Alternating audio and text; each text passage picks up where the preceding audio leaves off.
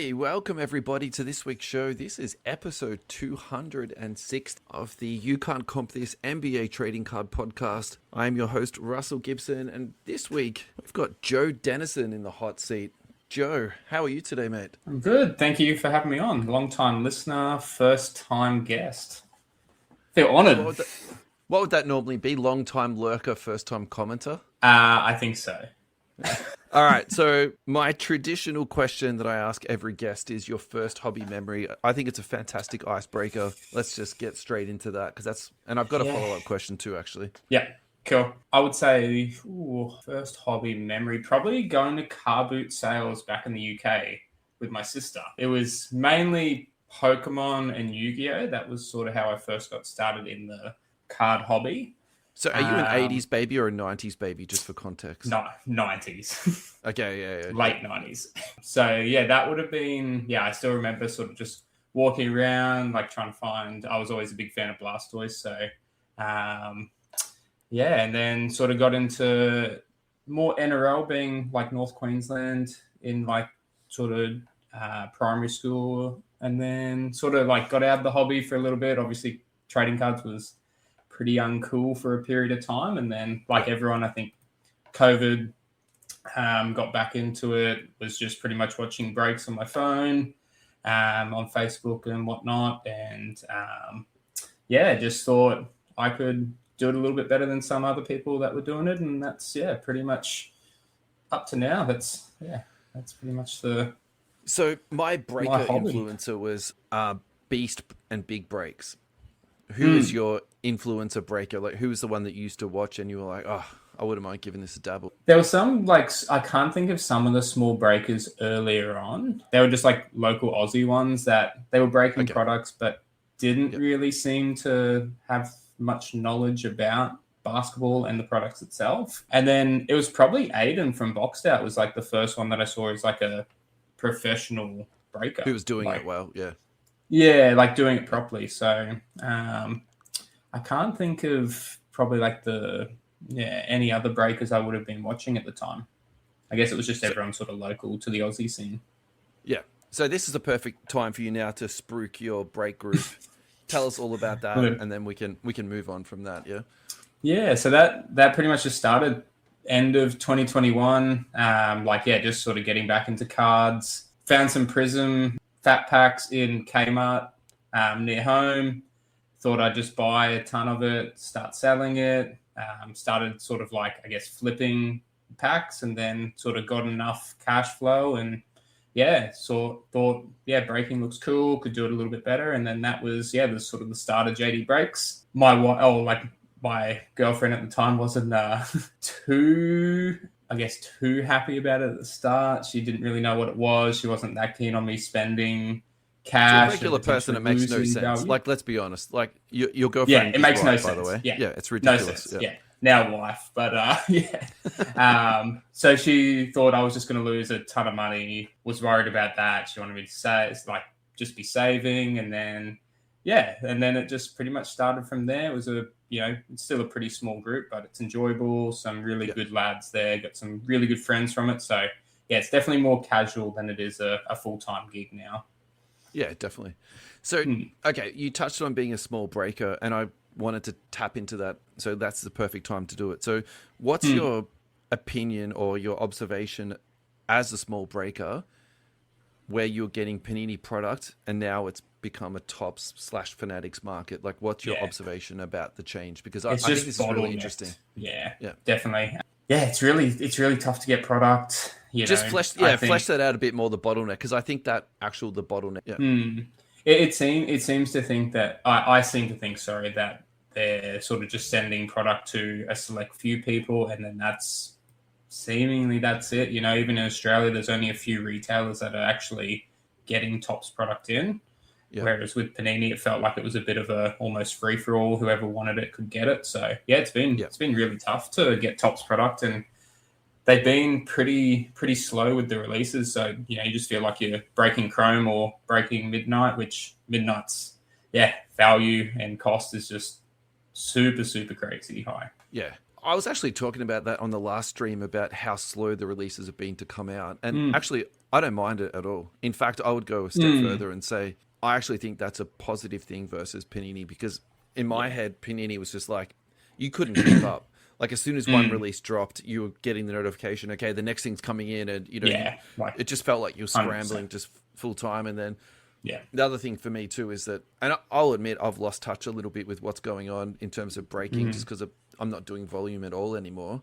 But there was also a point with Panini where you just didn't know what cards were coming out. Like you had to really like make an effort to keep up, each week and sort of, learn about it. Whereas I've actually really enjoyed this sort of period of time at the moment with Topps Chrome, for example, where we've had a really long time to sort of just sit down and chew through this. And, for better or worse, I think the comparison is Panini Prism versus Topps Chrome. And it is the mothership product, even though people 100%. Will say like the original Topps product was. I don't believe that at all. And so it's just actually great to get the number one product and really have a good time going through it for a long period of time. So I actually think this is a very positive thing. And so what I think Topps is doing to sort of fill in that gap in between, I think they're doing a lot of Topps now. And I think this is my observation of the two things that's happening at the moment, Topps versus Panini. It's like, Panini was putting a release out every 2 weeks. Topps is probably like every other month at this point. And then to fill that interim. And I never understood why Panini Instant didn't take off, because really Topps now, it's exactly the same product, but they're just doing it way, way better. So have you... And I think that's exactly right. They're just putting more effort into it. I think that's where Topps is just, it's a lot more popular now. But it is interesting though, when you look at like the Topps products for like MLB, some of the non-sport, like they're churning that out. How dare quick. You stop? No MLB talk on my podcast. No, it's not that I'm into it. It's just it's an interesting sort of observation that it seems every week there's products for those sports. So I wonder if that's going to start happening with NBA as well once they get that bit of a run. I'm curious to see how it sort of plays out in the next year to 2 years. I don't think the question is, are they going to put more product out? I think we know the answer to that. Yeah, definitely. It's just how they're going to do it. And I'm actually a little bit surprised of how slowly the product has actually come out. Me too. Yeah. And I'm probably just trying to find the positives in all of this, I suppose. But I think that's just a matter of time. But I think the really interesting add-on to that, though, is to say, well, actually, how much product is coming out? Because while it has been difficult to get product, and I think there's different reasons for that happening, you can still get your hands on retail pretty readily, and the flip on retail, I can't say it's been nothing, but it's not as much as you probably would have expected it to be, and it's definitely not going up to Panini heights. So it kind of makes me think that actually they are printing a lot of it. Yeah, but there's no real way to measure that, or they're absolutely not going to reveal it too. So you were talking about how breakers just can't get their hands on it. I just want to quickly go back to that, because I agree with that 100%. I'm noticing this a lot more in that either you're a breaker that knows somebody who's getting distribution, or you don't. It's as simple as that. And so I think we're seeing breakers drop off for a bunch of different reasons. Part of it obviously is they just can't shift breaks, and it's all going to the bigger breakers. And I actually believe that that's ultimately by design, because I think Fanatics just want to have, key people breaking. And then the other thing I really think that they want to do, and ultimately where the end goal is going to be, it's going to be them breaking a majority of the product on Fanatics Live. So which is exactly what they want. Yeah, and to take that a step further, so then it's going to be a huge bidding war on eBay Live and Whatnot, and Whatnot's going public. Yeah, interesting. I didn't know that. And I think Whatnot's going to try and, I think Fanatics is trying to blow that up as best as they can, because we've seen them be hostile to many different companies in a pretty short period of time. I can't imagine them being any less hostile to Whatnot or eBay or any other sort of something like that. So and it is I think, really. Yeah, sorry. No, you go. That's all right. I think it's really interesting, definitely the increasing popularity of those sort of platforms as well. Obviously, eBay is trying to, cash in on it as well. Obviously, Whatnot I don't think many people have super popular opinions about Whatnot and all the scammers and whatever it is, but yeah, obviously that platform's becoming super, super popular. I think they've done a really good job of tapping into what people want. Yeah. And also a relatively good job with marketing it too, sort of presenting it as that anybody can become a whatnot breaker. You just have to put time and effort into it. And I think for people that are making content who want to make sales and they want to, be a wheeler and dealer, for, lack of a better word, which, and by the way, I'm not saying that as a negative thing. I think we need all these different people in the hobby selling cards to movies. I think it's given them a really good opportunity. And also too, if you think about the timing of it, I think realistically, Facebook was a very dominant force within the trading card community, but that's probably dropping off now as we're seeing like a generational and an age change. Like there's a group of people out there that don't have Facebook. Yeah, true. Yeah. Right? It's just crazy to think. Well, for us it is, because that was our bread and butter. And now this next generation, Facebook, what are you talking about? It's Whatnot Live. That's where it's all TikTok, Whatnot. Yeah. Let's talk about hobby health. Where are you at with, how do you think everything's going so far with the takeover? Has it been good from your perspective? Does it need to be improved? What do you think about that?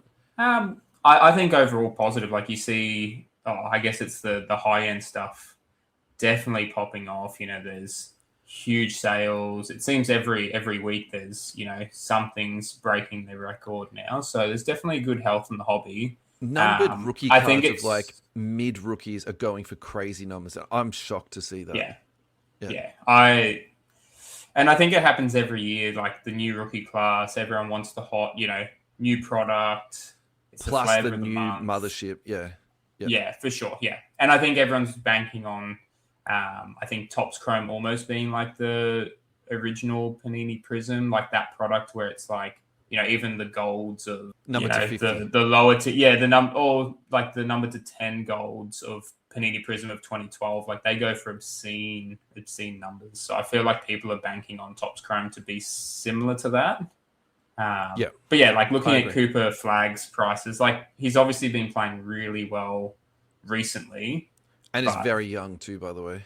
Very, very young. Yeah. But I think we were saying something like, I think the Chrome PSA 10 is like well last over $6,000, $1,000, 1.8 thousand, 3,000, 2219, 1612. So it's a straight line going up. But that is absurd.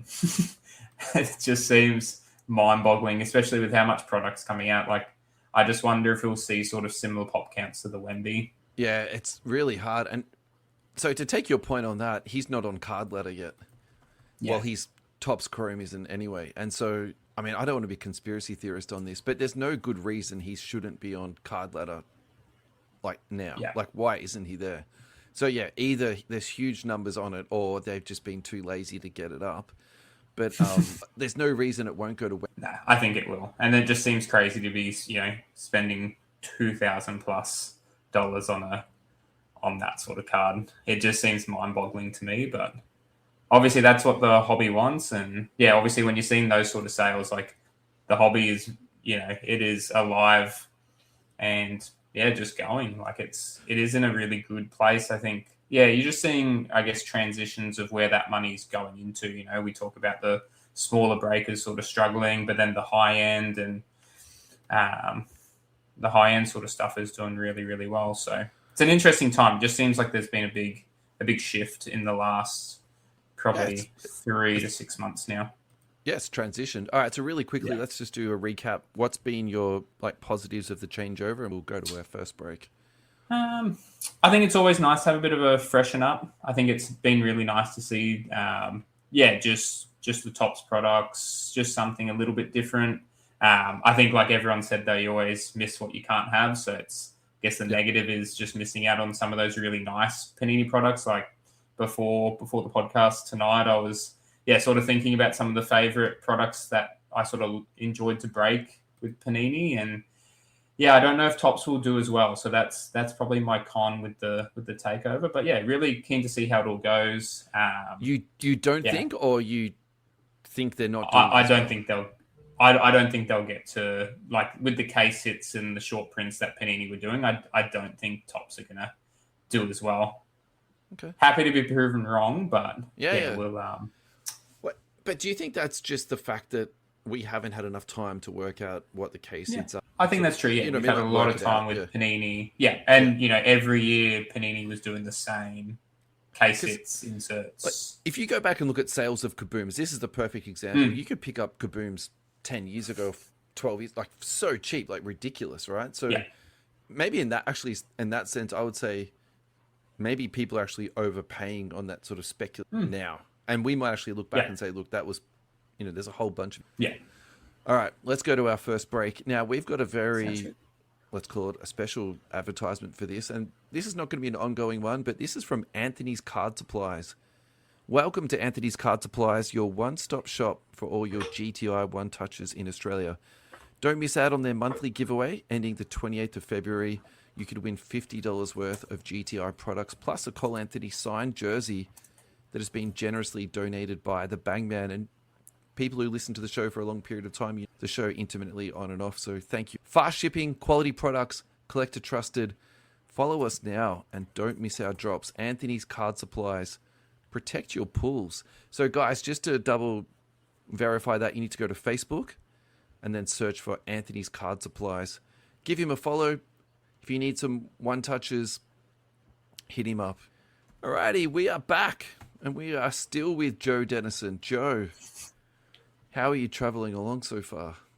I'm good. Yeah, it's can't believe it's already nearly been 20 minutes. It's been enjoyable. It goes fast, doesn't it, man? Yeah. It does. Next thing on the list is ideas on how to make tanking less incentivized in the league. What are your thoughts on this, man? Because this was something of, we'll call it your baby. Yeah, well, me and Mark Rodeler, were talking about it the other day. It's an interesting one. I think there's been a little bit sort of posted about sort of tanking in the league and sort of changes that they could sort of make just so teams aren't just, you know, dropping off after sort of the All-Star break. I was really keen to sort of get your take on it first. Oh, really? Okay. So my take on tanking is that it's terrible for the game. So anything that they do is a much, much, you know, better idea, if that makes sense. So I'm sort of in the camp of, I don't really care what they do to address, but I just want them because it doesn't, like, for example, the classic example, or the best one that was recently was that Jazz game the other night where they were winning and then they put Triple J and Laurie Marketing, like the Magic came back and won. Like, it's just, that doesn't leave a great taste in my mouth. It doesn't make me want to watch those games, and I'm not going to watch the Jazz. And I think, I just don't like the anti-competitiveness of it. So what can they do to stop them? You know, I think that's the real question, isn't it? Like, if we're actually talking about it, you know, what can they do? I actually like the proposed draft pick. I saw some pretty interesting things of, I think one was sort of averaging out the last 3 years of the wins and losses, just so it's, you can't obviously just tank so heavily in one season. And I think the other thing I saw but then you get someone like Philadelphia who tanked for 5 years straight. True. That's true. Yeah. I don't really see how that, would really work. Because, like I said, it can sort of they can do the same thing and just tank for longer. The other interesting thing was once they're out of contention of the playoffs, then they record how many wins they get after that point, and whoever gets the most wins in that period gets the better draft pick, which I thought was kind of interesting because then it sort of incentivizes to win. So even once you're out of contention, I'm not sure if I explained that too well. So if you finished 11th, you would get in your conference. I believe it was more so after. I don't know how they really worked that out. Now thinking about that, it doesn't make a lot of sense. I think it was from the point that you wouldn't make it from, like you wouldn't be able to contend for the playoff. Yeah. I just thought that was interesting, but I guess that would need to be fleshed out a little bit. So the ideas that Shams has put up is that limiting pick protections to either top 4 or 14 and higher. Yeah. I'm totally fine with that. And then no longer allowing a team to draft in the top 4 2 years in a row. I think that's a really good idea. That's a good idea. And then I think this is what you're talking about before, locking lottery positions after March. I think that's that might be it. That's what you're touching on too. But the other thing I saw Mark Cuban say, and I'd lean towards this anyway, a little bit because of how my brain works, but then you just make it a free market. So then you have to manage cap space. You have to negotiate with these guys, look ahead and save for it. Like, I would rather see that sort of constructive instead of seeing like just teams tank out. Like, to me, like, where's the value in the product? So we've actually got a listener, and it is from Kalman Collectables. They should have a play-in for the number 1 pick. And that's kind of like what you were just touching on there. And then the other one here is bottom 5 from each conference, East versus West, have a mini tourney, and then you'll have a few amazing games. Yeah, but I think, my issue with that is that, like, that's a really good idea, Kalman. I think it's like, that's really creative, but then they're still going to tank to get to that spot, and then they'll have like a couple of good games. Do you know what I mean? Yeah. It's I guess there's probably not a perfect fix, but they definitely need to do something about it. Yeah. I don't think the fines work anymore. No, definitely not. When they're fining him 50 to 100K. Yeah. But also too, like, realistically, how does it, just say this like in a clever way, otherwise it's going to come off just really dumb. Like, having a lottery system actually doesn't fix bad teams. Like, so take the Kings, for example. They've been in the lottery so many times. Like, they took Marvin Bagley instead of Luka. Like, if you do that, like, you've got no chance. Like, you're still screwed, right? And now you've got, on the flip side of that, you've got Oklahoma City, who somehow wins a championship and are so loaded with draft picks. Like, it's possible. Yeah. Like, they're losing really good players, like Usman Deng, that recently just joined with the Bucks. Like, that kid's a good young talent who cannot even make their G League team. It's not. I'll give you the final thought on this, because I think I probably like that second point of, like, no longer allowing the teams to get a pick in the top 4 in consecutive years. That's probably, it makes the most sense just to have some sort of lock. But just sort of be interesting to talk about. And Kalman, that was good one, man. I think he had a really good idea as well. It makes it, there's that little bit of excitement, but there's some flaws with that as well. Predicted fall off of value for this rookie class cards. All right, so who have you got in mind for this? There was someone that posted a few weeks ago. I can't remember which card page it was on, but I think he hit it was a numbered Cooper flag, and I think the question was like, do I sell? Do I hold? And I feel like it's just that same sort of question every single year. Like, you hit Wemby, what do I do? Do I hold it? We think he's going to be a generational talent. Is the value holding it, grading it, waiting a few years until, they win MVP, championship, yada, yada, yada. Or do you sell? And okay. I can answer this. This is easy to talk about. All right. So my question to you is, though, do you want to talk about Cooper Flag, or do you want to talk about a couple of guys from the 2025 draft? I feel like Cooper's probably the easiest to talk about. Sure. I probably didn't have anything pulled up on sort of like on Con and Dylan Harper. Fine. I really haven't. Yeah. Let's do Cooper Flag. That's totally fine, and that's easy for me to do, right? Okay. So Cooper Flag, we ran this off really quickly in the first segment, but we'll do it again. So if we're talking about the Cooper Topps Chrome Refractor PSA 10, unfortunately not on Card Ladder. The last 6 sales are 1.8 thousand. And this is all USD, by the way. 3,000, 22, 191612. All right, so let's just get the obvious thing out of the way. It's volatile at the moment, but it's clearly going upwards. So the newest sale is the 1.8 thousand, and the oldest sale I could find was 1.2. So it's going up. So obviously there's some hype around that. I think once it gets to $3,000, like if you bought it for 1.2 and you flipped it for 3, well, then congratulations, you've made your hobby life a lot easier. And so now you can roll it into something else. I'm going to stick with something I've probably said before, and I'm going to say it again. It's like, if you've got 3,000 USD, you need to sit down and go through a list of your top 10 cards ever that you want, and then either take that 3K and put it towards it, or do a trade and, trade up, or, sort of do something 100%. Like that. And on the flip side of it, if you're buying this to collect and you want to buy it for the long term and then put it away, we also might look back at this and say, well, 1.2K, actually that's nothing. That's a very reasonable purchase. And, I've done my research, and, I've done well. So I really think it does depend on like where you're at, but I would definitely say, and I think you've already touched on this, is that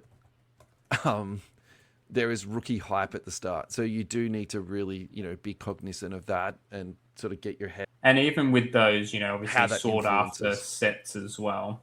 But even, you look at Wemby, he had that huge spike. I think he was the same, like 2, maybe 3K USD when Prism first came out for a PSA 10, and then it just tanked. Obviously, his injury had a huge factor into that as well with that drop. But, you always see it that, first month, maybe first 3 months, there's huge hype. All the graded cards are coming back, and then it does that huge drop. And it's time and time again it does that. Look, I think if you're looking to flip cards, now is the right time to flip because he's liquid. Yeah. And people are, wanting to chase them. If this is something for your PC, congrats for getting a silver PSA 10. But I'm going to die on this mountain. I really think that Jason Tatum is such a fantastic yardstick for where we're at in the league at the moment. So, he's... And I know that's influencing his price, and I'm not going to take that away. But if you actually look at his 2-year sales, he's realistically... it's been very, very steady. I think the other thing, too, you need to factor in with this guy is his age, the number of championships that he's won, the team that he's on. I think that team has actually done a fantastic job of retooling in his absence. And 100%, they've exceeded expectations. They've done, that's right. They've done 3 really good things. I'm going to steal your point there. They've exceeded expectations, but they've decreased payroll. And they've also fixed up holes in their roster at the same time. And I think to do that and to have Tatum coming back, that's, if you're a Celtics fan, you're PCing Tatum, this is all very exciting. I would actually say this is one of the better buys in basketball at the moment. At 700, like, you can have 4 of these. It's just mind-boggling. It doesn't make sense. And if he comes back, there is some likelihood that he comes back before the end of the season. And, the East isn't super strong. Like, really, you've got the Pistons, top seed. They haven't really won a big series yet. The Knicks, they haven't been as strong as they had been sort of the previous season. So it's really interesting for Tatum's prices if he can come back end of the season. I think he's already doing court-based drills and training. So he's reporting to the G League. Yeah, really. Yeah, interesting. Yeah. So it's going to be, interesting for his prices. Like, he's probably not going to have a huge spike, but like you said, he's definitely safe. Yeah.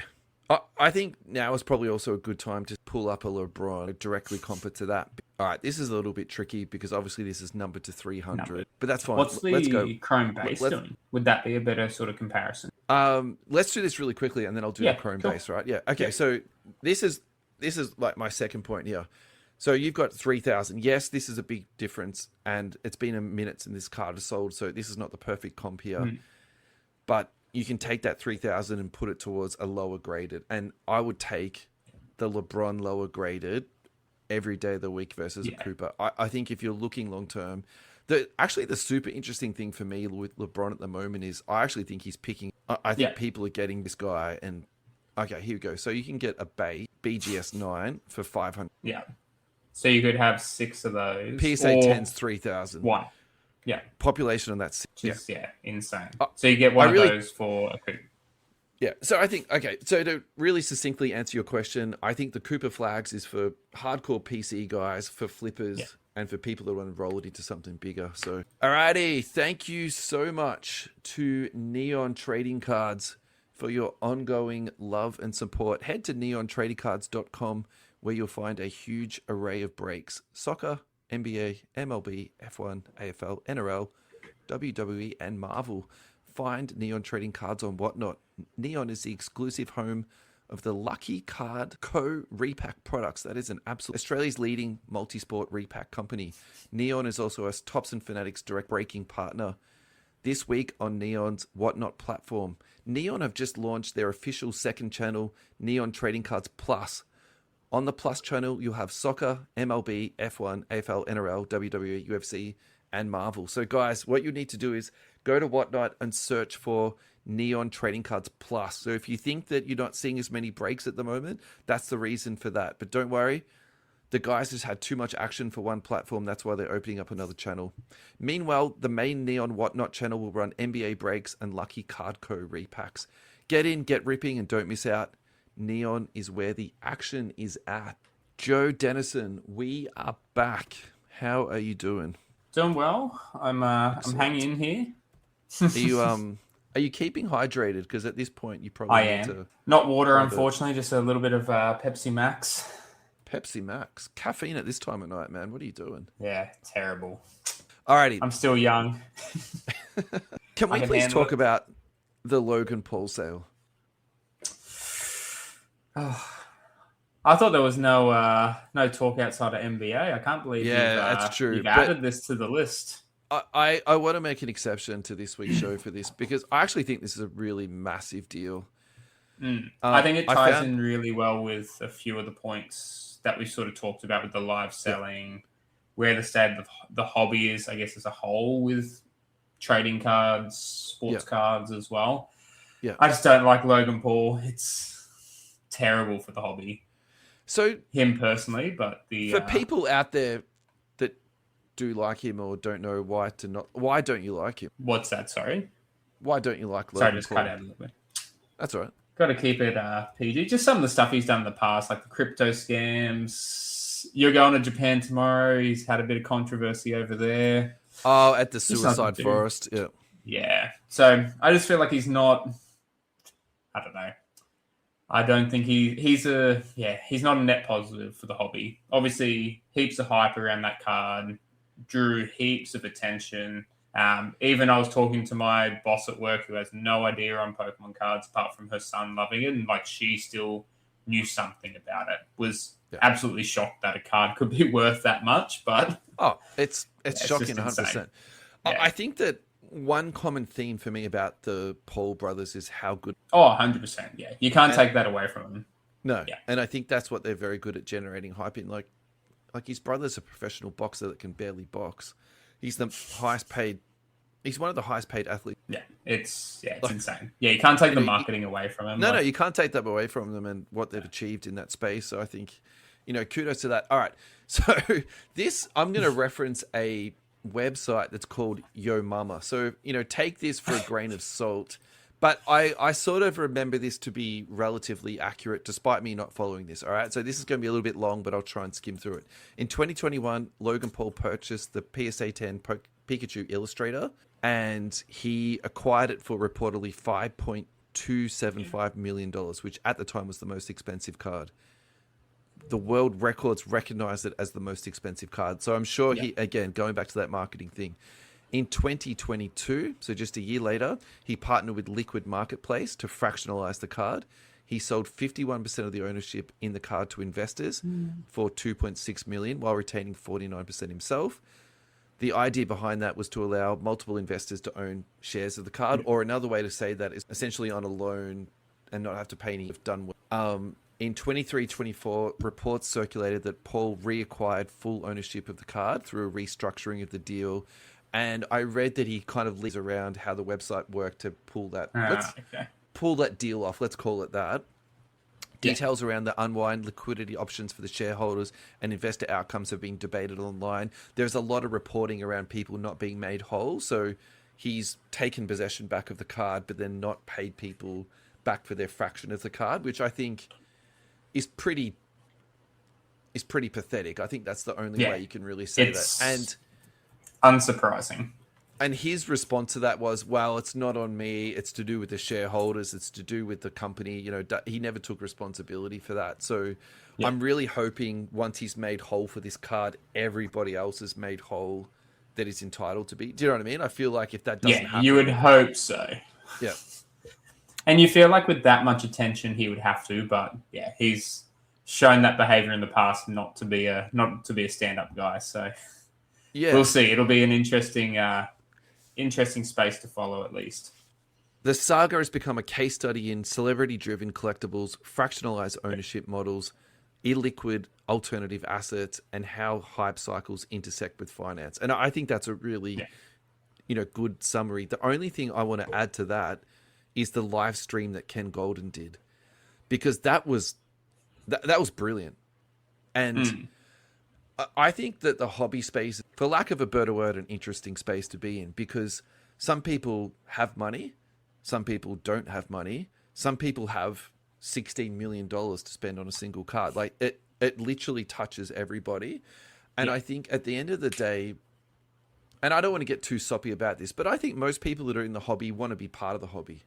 And what I mean by that is like, they want to be part of something. They want to get in touch with people. They want to feel like they're a part of something. And so I think breaking taps into that. I think it definitely, I think people like to go into breaks because of that. But this program that he did, I think that is actually going to revolutionize everything that is about sports cards and sports card selling, because I think Whatnot have tapped into that a little bit already, but Ken Golden just put that on like testosterone and steroids and cocaine and everything at the same time. Do you know what I mean? And I would also say too, that's just the beginning. That's his, first or second stream at doing this. Imagine once he gets to this to be a well-oiled machine and it just goes off. Just takes off. Yeah. And I think what's really interesting, did you see much about the first edition box that they broke as well, and how much? No, okay. But I'm really happy to talk about it, but I just want to say no, I didn't. And frankly, this was enough Pokemon for me for about 6 No, that's fair. That's fair. Like, it was probably more touching on the actual stream itself. So when they were selling the packs, they went for an obscene amount of money, but they were allowed to do like a paid advertisement. So it's even going into like that. Yeah, a very interesting space. So who paid for the advertising? The person who paid for the pack. So you could buy one of the packs. When he opened it on the stream, he would then say your message. So you could advertise, your company. You could say something stupid. And it's just like a really interesting, So you could also then argue that is not just you opening a packet, you're also buying online advertising time. Yeah. And you might maybe you'll be able to get a receipt that just says advertising time on YouTube, and you might be able to tax deduct that. I would say so. I'm sure a lot of people did it. Yeah. I'm just trying to put a common hat sense. I think the box sold for well over $1 million, and I think there's 36 packs. So I think it worked out to be like 30-something thousand a pack. So an expensive advertisement, but if you're getting that back on tax, you're oh, come on. And the chance of getting a Charizard. And so 100%. Whose box was it, out of interest? Was it Ken Golden's? I'm not 100% sure. I did read something about Mr. Beast had something as well. That might be something slightly different. It might be with Whatnot. So I'm not sure if it was Logan Paul or Ken Golden's. Yeah. That's a good question. I'm not 100% sure there. But yeah, just a really interesting, I guess, parts of the breaking space, live sort of promoted by massive as names. Well. Yeah. There was also a comedian in the last week or so from Australia that has got a heap of clicks. He bought some Topps product and has been opening that. And actually people have been messaging me saying, you need to get this guy onto your podcast and talk to him about it, basically. But here he is here. Jim Jeffries. It's the same thing. Oh, yeah. It's the same thing, but, obviously in a very, very different scale. But yeah, Logan Paul, Golden. Look, I actually think I'm really keen to see where this goes in the future. And frankly, I'll choose. Yeah, definitely. It's fantastic entertainment. Value. Yeah. And if you already like those people. Yeah, definitely. I'm probably not the biggest fan of Logan Paul. I can take all, but they could get different people to come on to do it, and I would definitely tune into it. Like, imagine if it was a comedian or a basketball player. Like, I mean, Iverson is selling himself to any bidder at this point in time. So Iverson would. Well, I think he already did an eBay Live while he was in Australia. I'm surprised he actually made it there. But all right, we've got about 2 minutes. So why don't we talk about a Wemby that's currently trading at $1,605. Population on that, just on the silver alone, is 4,000. And so my question to you, Mr. Denison, is that a buy? Is it a hold? I think I would be. That's a tough one. I'd be leaning towards the hold or sell at this point. I think if I had that sort of cash, probably flipping that into maybe a numbered Wemby or maybe an autograph. Yeah. It's been pretty steady over the last 3 months, though. So, yeah, I guess if you're wanting to hold, sort of waiting in the next couple of years, see if you can get a championship. That Spurs team is looking quite interesting. So, Yeah, the Jeremy Sochan release, I'm actually all for that, by the way. I think that needed to happen. Yeah. And I think that type of scribe is exactly. Yeah, definitely. All right. So hypothetically, you go into a repack break and you pay $25 for the spot. You hit a silver PSA. What would you do with it? Yeah, I'd sell it. Yeah. You'd sell it? All right. What's the card you'd buy? Because this is the thing we have to. Ooh, for 1,600. So what's that, about 2,400 AUD? I think I would try and flip into a Kobe auto or a LeBron auto. I think that's where I'd go with my money. Yeah. All right, cool. So, that's cool. Kobe Bryant autos are absolutely going nuts. Insane. And I don't know what you'd be able to get for $3K. It just seems like the base for Kobe autos, just keeps climbing. I think you can buy them. There's absolutely no dramas with that at all. I think, like, the question, how much? And I think that's where I'm really stuck at the moment with Kobe autos. It's like, I've got one, so I'm happy. But at the same time, too, just say you did want to get into the market. And I actually think this is a really relevant. It's like, well, how much do you put into them? Because, like, to me, it seems a little bit overbaked at the moment. And are we going through a bubble? Or is this the new norm? And it's obviously he's not signing again. Rest in peace, Mamba. But do you know where I'm sort of going with this? Like, should we wait a little bit and then it's going to come down? Yeah. Or you're just going to be left behind and wishing that you got it at 2.7K there, which doesn't seem. Just thinking like a couple of years ago what they were sort of trading at just seems if you look insane. back, they have gone up from literally $300 to that. Yeah, I really wish I wasn't buying some of the Raptors PC a couple of years ago and I was putting my money into Kobe. I think that sometimes buying with your heart. No, I've got plenty of cardboard boxes now of cards that I'll probably never sell and never open again. So, thank you to the Hobby Hangout XL for your ongoing support. Go to tickets.oztix.com.au to get your Hobby Hangout XL tickets, or go to our podcast description on any podcast platform, and the pre-release allocation at $19.90 is completely exhausted. So now it's up to the first release price, which is $20. Get in and get your tickets, guys, because unfortunately the ticket pricing just keeps going up. If you're 12 years or under 12, I should read that correctly, admission is free, but you need to come with your mum or your dad. Doors open at 10:30 a.m. and close at 5:30. 400 different tables, international and national vendors, sports cards, NBA, NFL, MLB, AFL, NRL, soccer and more, Pokemon, entertainment cards, live breaks, trading zones, free play areas, panel speakers, international guests and more. Sunday the 26th of April, 10:30 a.m. at the Royal Exhibition Building in Carlton. Make sure you put that into your diary. Card Sharky Marky. Shirts off, boys. It's Friday. Absolutely. Maybe off stream. And we're back, Mr. Denison. It is the fourth quarter. We're hanging in. Ready to finish out strong. All right. At this point of the night, the best thing to do is just sort of pick through. Do you want to do Scotty Barnes? Because you're a big Raptors fan. I think we should break down. Yeah, well, have a look at his PSA silver PSA 10. It's not. I'm surprised how, well, I was going to say little growth, but the negative growth on his PSA 10 silver has gone. I really just think 2021 Prism Silvers just aren't a fan favorite.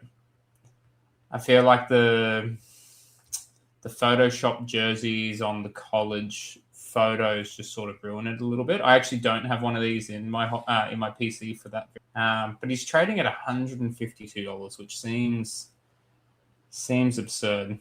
Obviously, there's not much hobby love in Toronto, but thinking how many Scotty Barnes I can buy for a Cooper Flag refractor, I could pretty much get 20. Number one, you just need to buy one of these and put it at $152. What are you waiting for? You're a Scotty Barnes fan. What are you doing?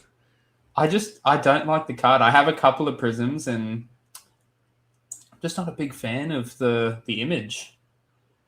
I'd rather have a nice autograph, nice patch auto. I'm definitely more of a patch guy, I would say. So I've got a fair bit of probably still mid-end Scotty, but pretending that I'm like a stock analyst, but for like basketball cards, I'm rating this as a buy, and at $152, that is severe. It does seem. The thing about Scotty Barnes is that, and I'll take your point on this, is that he's much better of a basketball player than that $152. Like I'm not even gonna like disagree with you on that for a second. I think that the way that he plays basketball, I've actually seen him in person, and there's not that many athletes where I'm like, oh, like that's an amazing thing that I've just seen. So I've seen LeBron and I was amazed. I've seen Wemby and I was like, what the F am I looking at? Like that, it was just ridiculous.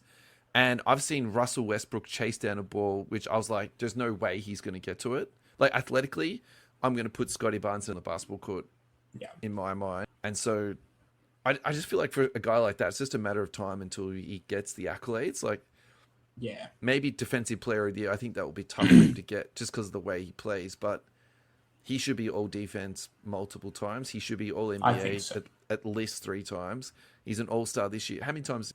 I have a feeling that's his only one that he's been an all-star. I feel like you. I know. I feel like I've learned a couple of things about you tonight, and one of them is that you don't have. I know. I can't believe that. It's terrible. I actually can't believe that. I think I might have a base somewhere, but I don't have a PSA 10. Or it's I think it's the second time as an all-star. All right. So if you use this a buy, hold, or a sell? Well, I think you forced my hand. I've just got to go buy one. Great. I think at that price, though, when we're talking about, some of the stars in the league, for $150, there's probably not really, there's no better buy. Because we looked at some of the other, we were going to, I guess, talk about it, but we probably run out of time. But we were going to talk about some of the third-year players, and some of those guys are even more expensive than Scotty, and I would put them well above. I'd put Scotty well above in value, but it's just. Look, I think that if without getting too overexcited about the difficult thing for Scotty Barnes, obviously his location and the position he plays. Like I will definitely think that, but at the same time, I think the accolades going to come, and also he can move and get traded. So I think that's actually a very low risk. All right, the next one we should talk about is Keontae George, because actually I think this guy is making waves in a pretty. I think there's been a lot of hobby love for this guy in the last sort of 6 to 12 months. Yeah, and again, unfortunately, he is not on Card Ladder, so I've just pulled off some sales data from 130 Point. Yeah. I'm not going to read to you the dates of the sales, but the last sale was the 14th, and then the oldest sale that I found was the 21st of January. So at the moment, he's trading a lot, and what that would generally starting to get behind him and like believe in the asset. So that's the way I would interpret this number of sales. So the last sale was 177, 202, 202, 250, 190, 25. So basically he's trading in the $210 mark. Yeah. And so let's just direct comp him to Scotty Barnes. They're in equally bad market. There's 2 more years of unfulfilled hype, but Keontae George plays a much. And the only thing where I would say that for me, this is bad money being spent, that 220 is like, I actually don't think he's that good of a player. Like he's a nice player, he's a good guard, but I think that is personally more about just sort of speculating on somebody, and then people. I don't think he's going to be the lead guard. If the Jazz are going to be good, he's not going to be their best player. They're going to be hoping for someone out of this. Like they're clearly hoping for another fantastic, Cooper Flag level player. So that would dampen his hobby value right there. And then he's not that. Then obviously the team. Like, do you know what I mean? Like they're not going to be good for how many more years, man? Like 5 more years. So who knows? Yeah, that could even be too soon. Yeah. Where are you at with Keontae? I would be either holding or selling. I think he's been really good this season, but like you said, small market. Does he have really that much more potential? Where does he sort of go and fit into the Utah Jazz? And he's probably in that same boat as Scotty. Like if he gets traded, maybe there's some movement there, but if he stays in the Jazz, I don't think he's going to be too relevant over the next sort of couple of seasons. Some of his cards that were selling crazy. So this is a second example I've just pulled up. This is off eBay sale. PSA 10. This is from 2023 Deca. For people at home that don't know, Deca is basically Prism. So this is exactly the same. I'm going to say the same thing. This is, for me, it's a lot. And it's a lot because traditionally Prism autos don't. So it's like 400 USD. Yeah. Yeah. It's really high. Yeah, that's a lot. And so, for that sort of price, I'm pretty sure you can get like a mid-tier Jokic auto, which when you put it into that sort of terms, it just seems, crazy high for a guy on. Take the veteran multi-time player, 100%. All right, have we got time for one more? I reckon we've got time for one more, man, definitely. What did you want to finish off on? Can we do Brandon? Let's see if we can do Brandon. I think that, this is an interesting one. All right. Thank the Lord that this guy is actually card ladder. That is fantastic. I think the last two were, which was really nice. Brandon Miller, last sold for 187. The population on this is 2,300. That's insane. Crazy. The growth for the last 3 months is up 23%. All right, I'm going to leave this one to you. Break it down for me, man. What have you... Oh, where do I start? I think, he's having a really good season. I think there's probably that bit of a bump as well. The Hornets are actually been playing really, really nice. Probably over that period where there's been that spike, I think, in the last 10 games. They've been the good news story of the year for me. Like, they've played much, much better than... Yeah. And they are exciting to watch. When you've got LaMelo, you got Con, Brandon Miller, like, they are starting to put some really nice basketball together. But it seems crazy where, like we were obviously talking about a bit earlier on about the hype of the rookies and then the sudden drop. Like, he is still way, way down. Yeah, so to take your point, and I think this is what you wanted to talk about, and I think you can see this graph, right? That's how you explain it perfectly. There's all this rookie hype, and then he's just slowly trickled down. And stay. Yeah. And now that he's actually playing a bit better, we're starting to see some recovery. But it's absolutely buyer beware in that space. So if look at the last 3 months, he's up totally fine. Look, okay, so straight away for me, the alarm bells are that Hornets team is relative. So there's no one on that team that's like a Wemby or a Cooper Flag. I think LaMelo is a good NBA player, but a lot of the things that we think about with LaMelo Ball was a really disproportionate response to COVID, right? That essentially carried the hobby, but that doesn't mean he's a good NBA player and that's going to continue on. So I think, you take that out of the equation, then you look at the population on this, 2,300. Yeah. They're not in traditionally a franchise that spend to make championship level teams. So I wouldn't be putting money into that, based on that alone. And so for me, this is a little bit of a stay away. At this price, I actually don't have a problem with it. But I don't think I want to go out and, invest a whole bunch of cash into this. Why don't we try and find one that, is worth buying? The gold is on there, but no sales data. Well done. Nothing at all. That's fantastic. All right, let's look at the Mojo to 25. All right, here we go. 4,500 was the last sale. Look, I actually don't have a problem with this. I would probably rather, in a hypothetical world where I had this much liquid cash, I'd rather spend it on a 25 and 4,500 than on a silver with a popular... I really think that this is something that's overlooked in the hobby, like way too much popular. How are these cards going to wash out in the long term? A mid prospect like Brandon Miller with 2,300 just on that. Total population is 4,000. That to me is just... All right, can we do Eamon Thompson? I want to get your view on this because I'm not... This last sold for $192. My personal opinion is that he's had a lot of hobby hype without a whole lot of success. So that's sort of my starting point. Try and change my... No, I think you're spot on. I think this season especially, he's been fairly disappointing. I was sort of thinking there'd be a bit more of a spike with KD coming to the Rockets, but that's probably taken the light from him and probably taken a fair bit of his minutes away because he's still pretty steady with his minutes. I think he's still averaging about high 30s or something like that. But I was just interested to see sort of where they were sort of sitting at that second or third year mark and sort of where the prices were sitting with these three guys. I think we had Keontae, Miller and Thompson. But like same things, heaps of hype to start off with, and I don't know where he really fits in now with the hobby. If he is a good buy, or if he's a bit of a hold, seeing what the Rockets can sort of do to the back end of this season. But I think a lot of attention's just been taken away from him, especially with Sengun having that sort of huge following now, and then KD coming to the team. That always is a bit of a disruptor for some of the younger guys.